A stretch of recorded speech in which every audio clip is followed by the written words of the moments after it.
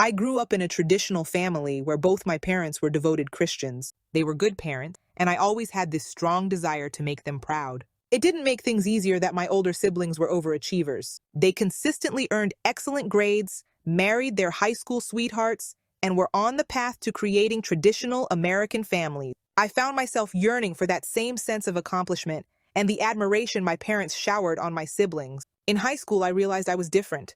I was attracted to both genders, a fact that I knew wouldn't be well received in my traditional family and community. So I kept this part of myself hidden from my family and friends, suppressing my true identity. It wasn't until I entered college that I had the opportunity to explore and understand my own feelings. During those college years, I met Lisa. She was my fellow coursemate, coming from a similarly traditional background, yet she too identified with both genders. In our relationship, Lisa took on a more dominant role. We dreamed of spending the rest of our lives together, knowing deep down that we would eventually build a family of our own. Our connection was special, providing me with the support and understanding that I had longed for.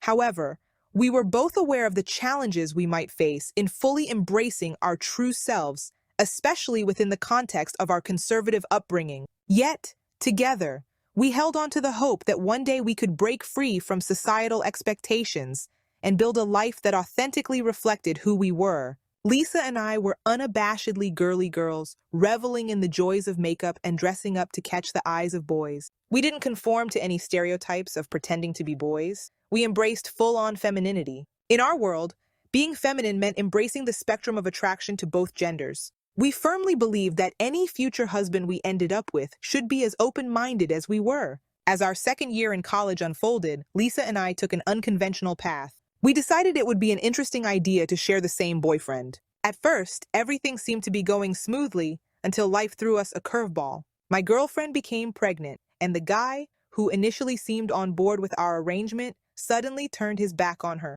wanting no part in the impending parenthood. This event became a stark turning point, forcing us to confront the reality that advertising ourselves as a two-in-one package might not attract the right kind of partner. The realization hit us hard. We didn't have a plan for this unexpected turn of events. Faced with the prospect of having a child out of wedlock, with an absentee father, and our ongoing college commitment, we reluctantly decided that the best course of action was to have the baby removed. The decision was agonizing, especially given our backgrounds in religious households. It had a profound impact on our friendship and lifestyle. While the experience strengthened my belief that women are resilient and capable, it left a bitter taste in our mouths. The strain from the event gradually caused my relationship with Lisa to drift apart. The foundation of trust and camaraderie we had built seemed to crumble under the weight of difficult decisions and unforeseen consequences. Before I met my now husband, Lisa and I were involved in a romantic relationship, exploring our connection with other women. However, when I decided to commit myself to my faith, I felt compelled to suppress that aspect of my identity. My husband, who shared similar religious beliefs, became a significant source of support during this transition. We both believed that embracing relationships with both genders contradicted the tenets of Christianity, and it was a part of me that needed to be subdued. Fast forward 8 years after my husband and I tied the knot, I found myself taking a break from work to become a stay-at-home mom. At that time, I was 33 and my husband was 34.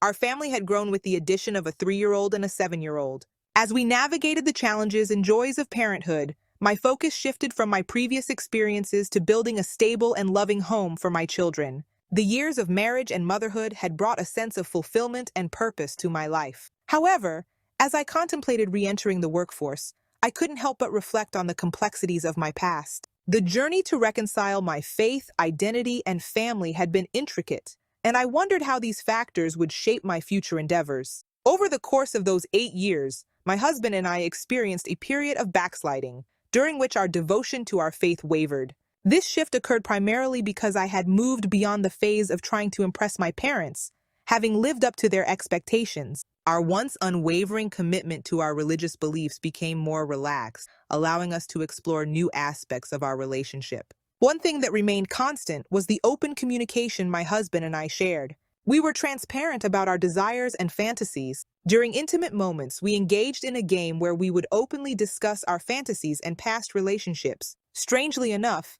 these conversations became a catalyst for heightened pleasure, bringing us to climax more quickly. Sharing these intimate details became a significant part of our relationship, reinforcing the bond we had. As time passed, we found ourselves divulging deeper fantasies during these intimate discussions. The notion of introducing another couple into our relationship emerged as a recurring theme. We spoke candidly about how such an arrangement might unfold, creating a unique and thrilling dynamic between us. These conversations became an integral part of our intimate life, intertwining with our physical connection. Our sexual experiences became inseparable from the explicit and daring words we shared, creating a shared language that defined our relationship. Fast forward to about 13 months ago, when I was gearing up to re-enter the workforce. In my quest to balance career and family, I decided to hire a babysitter through a sitter app. Little did I know that this decision would lead to a significant shift in our lives. The babysitter, a 23-year-old named Sophie, quickly became an essential part of our family. What started as a part-time gig soon transformed into a full-time position as we hired her permanently. Up until that point, my husband and I never thought our fantasies of introducing a third person into our relationship would be a reality. Since the topic normally surfaced organically during intimate moments, I shared with my husband how I fantasized about making love to Sophie, and from that point forward, she became a focal point in our fantasies, even to the extent of attempting to make a move on her. Despite the unconventional turn of events, I developed a genuine connection with Sophie. She wasn't just an employee, we formed a strong bond quickly. Sophie's sweetness and gentleness made her endearing, and she opened up to me about various aspects of her life. I couldn't help but feel a deep affection for her, and our relationship grew beyond the professional realm. Sophie became more than just our babysitter. She was a friend. We enjoyed girl trips, split everything down the middle, and embarked on shopping excursions together. The children adored her, and her presence brought joy and positivity to our household. Little did we know that Sophie's role in our lives would evolve in unexpected ways, challenging the boundaries of our conventional family dynamic. Our connection with Sophie continued to deepen, and our interactions became increasingly personal. I often complimented her on her looks, not with any intention to seduce, but genuinely acknowledging her beauty. Our attraction grew organically, and I approached it with care, knowing that this was her first experience with a same-gender relationship. Despite the age difference, Sophie and I became the best of friends. We hung out after work while my husband looked after our kids. During one memorable night out, Sophie took the initiative and planted a kiss on me. It was the first time in over 8 years that I had experienced such a moment, and I knew I wanted more. Surprisingly, I didn't let the kiss progress further at that moment, wanting to savor the anticipation and enjoy the excitement of the budding connection. I played it cool, treating the situation as if it were entirely normal, avoiding any awkwardness. Strangely enough, it did feel normal to us, but I couldn't wait to incorporate it into our fantasies during intimate moments with my husband. Sharing the experience with him became a part of our intimate dialogue, where I disclosed my desires and fantasies about Sophie. It took Sophie and me about a week to fully express our feelings physically, and even then, I felt a longing for the full intention during my intimate moments with my husband. What made it more acceptable was that Sophie knew my husband was aware of our relationship. Surprisingly, my husband didn't object. Instead, he embraced our connection, becoming a willing participant in our unconventional dynamic. To my surprise, we managed to maintain professionalism with Sophie even after we became intimate. My husband behaved normally around her, to the extent that she found it hard to believe when I told her that he was truly aware of our affair. The intricate web of emotions, desires, and connections continued to weave its way through our lives, challenging societal norms and redefining the boundaries of our relationship. Reflecting on the unfolding events, it became apparent that my husband's aloofness around Sophie seemed to fuel her desire even more. She was the one advocating for a three-way dynamic involving him. As she moved in with us, we neglected to establish clear boundaries. Fueled by the intoxicating belief that our unconventional arrangement would last forever, we failed to anticipate potential complications. In the beginning, we reveled in the joy of what felt like living a dream. However, signs of trouble surfaced when my husband began prioritizing activities with Sophie. He encouraged her to exercise, diet, and dress attractively. She became the first person he would contact with good or bad news, the first to receive his greetings upon arriving home. They even went on weekly dates. My husband insisted it was at Sophie's insistence, and I tried to dismiss it as her being the new shiny object in our lives. As time went on, the situation spiraled out of control. I began feeling marginalized in my own relationship. When I finally confronted my husband about my concerns, he admitted to feeling a heightened sense of intimacy with Sophie, describing her as his best friend. This revelation hit me hard, as I reminded him that I am the mother of his children and that he had once considered me his best friend. His response was that he loved both of us, but confessed to experiencing a unique warmth when thinking about Sophie. The revelation shook the foundation of our relationship. I found myself grappling with feelings of betrayal and neglect, wondering how our unconventional family dynamic had led to such a complicated and emotionally charged situation. The dream I thought I was living began to crumble, replaced by the harsh reality of a relationship teetering on the edge of uncertainty. Sophie, to her credit, made consistent efforts not to leave me out of anything. She went out of her way to include me, spoil the children equally, and ensure that everyone felt cared for.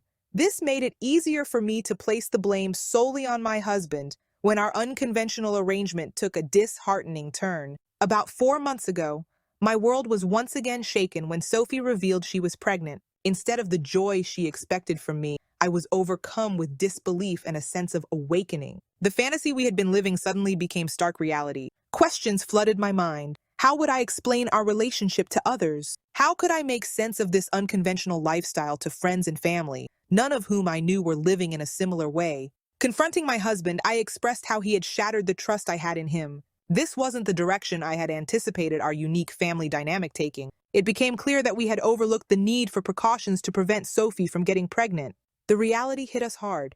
We had been so caught up in the fog of our unconventional relationship that we hadn't considered the consequences. Despite my initial openness to our arrangement, the revelation of Sophie's pregnancy brought forth a surge of conflicting emotions. It wasn't just about the potential societal judgments we might face, but more about the fear of losing my husband's affection and the realization that Sophie was slowly taking over my place. As the truth unfolded, I discovered that Sophie intended to keep the baby, suggesting a future where my husband would essentially have two wives. Feeling left out and conflicted, I grappled with the decision of whether to suggest terminating the pregnancy. It wasn't a position I wanted to be in, but the longer I waited, the more entrenched my husband and Sophie became in the idea of expanding our unconventional family. The tangled web of emotions, trust issues, and the uncertain future of our family continued to unfold, leaving me in a state of profound confusion and emotional turmoil. When I mustered the courage to broach the topic of considering termination with my husband,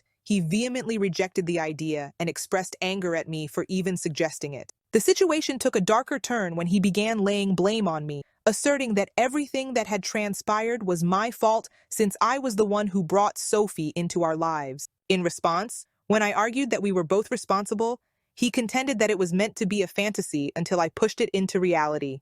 To my dismay, my husband shared my suggestion with Sophie without seeking my consent. This revelation strained our relationships further, and both of them refused to speak to me for days. Attempts to resolve the issue only made me feel like an outsider in my own home, as if I were being painted as the villain in my own story. The worst part was sensing that my children had grown more comfortable with Sophie than with me. I felt like I was being replaced in a plot akin to a horror movie with no one to confide in. Night after night, I found myself crying in isolation. Adding to the emotional turmoil, I contemplated playing the divorce card, thinking it might jolt my husband into facing the reality of our situation. However, when I finally told him we were heading for divorce, he didn't even flinch. The weight of rejection and isolation bore down on me, amplifying the sense of despair and uncertainty about the future. It was a heartbreaking realization that the life I had envisioned had unraveled into a nightmarish scenario, leaving me grappling with the consequences of my choices and the shattered relationships around me.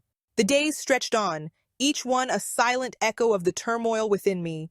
2 months had passed since I raised the specter of divorce, and in that time, I couldn't bring myself to mention it again. It seemed as though my husband's indifference to the idea had sealed its fate.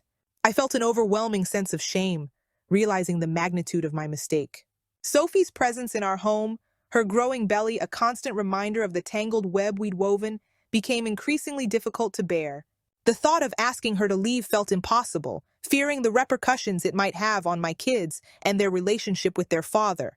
I found myself relegated to the periphery of my own life, a bystander in a narrative I no longer recognized. It felt like being trapped in a silent scream, where the pain and confusion mounted within, suffocating any attempt at resolution. I knew a decision needed to be made, but the path forward was shrouded in uncertainty. Each passing day, Sophie's bump grew more pronounced, a visual testament to the entanglement of our lives. I forced myself to maintain a facade of normalcy, all the while feeling like a hostage in my own home. The silent cries for help echoed within, yearning for a solution, yet unable to find a way out. I grappled with the weight of my situation, lost in a maze of conflicting emotions and paralyzed by the fear of the consequences of any action I might take. The once promising life I envisioned had shattered into a chaotic maze, leaving me stranded in a whirlwind of emotions and unanswered questions. I understand I need to decide what to do, but I'm unsure about it. That's why I'm reaching out here. Please, fellow Redditors, I know I messed up and I feel like an idiot, so I don't need reminders. I just need some advice.